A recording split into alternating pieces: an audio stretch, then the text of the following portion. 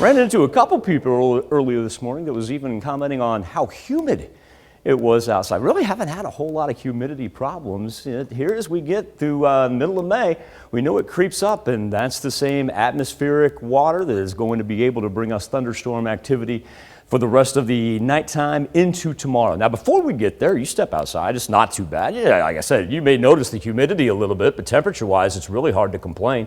70 in Miami, 75 in Joplin, 68 right now in Iola, and still paying attention to Monette and Cassville, seeing if they can get to 80 degrees by the end of the news at noon. And the reason that it is warmer out to the east, those shifting winds moved in from the northwest, and so that's why we're still seeing 60s that are out in the northwestern portion. But also, too, remember the dividing line as it collapses to the southeast is exactly where we get our collision course with the moisture and the instability. As far as that relative humidity goes, that's pretty good for this time of year. Look at down to the south right here. Tulsa sits at 90%, Oklahoma City at 88%, and that's because everything has worked its way up from the Gulf today.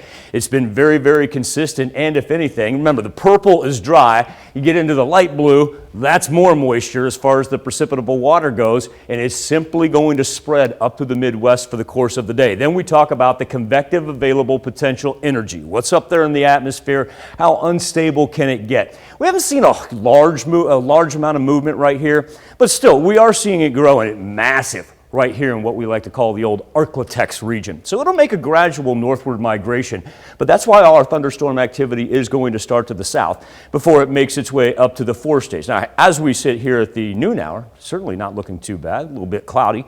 I do want to point out they had tornado warnings and watches through Tennessee. Luckily, no storm reports from earlier this morning, and really on the backside of it, you get from about, St. Louis and Cape, take that line down from the Mississippi, and not a whole lot of morning action so far. But the jet stream beginning to gather down there, push that big trough all the way down to Mexico, extremely warm. That's going to cause extreme instability here. And so when we talk about our weather trend, let's get to the important stuff and talk about what's going to develop here during the evening hours. Starts out as May showers for the most part, and not looking at anything too impressive. That's about 4 or 5 o'clock.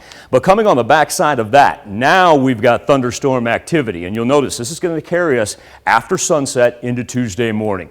Widespread heavy rain, especially when you move to the south, and now we've got an increased threat for hail and wind as these bands continue through the Tuesday morning commute and actually last past Tuesday at the noon hour. On the severe thunderstorm risk map, we have been able to back off the elevated portion for the 4 states. Actually push that down just to about Benton County. Earlier, it did involve Delaware and a portion of Berry. But even when you see that low, that yellow, that's the increase for the wind and the hail. That threat does kind of wane just a little bit as you work to the northwest.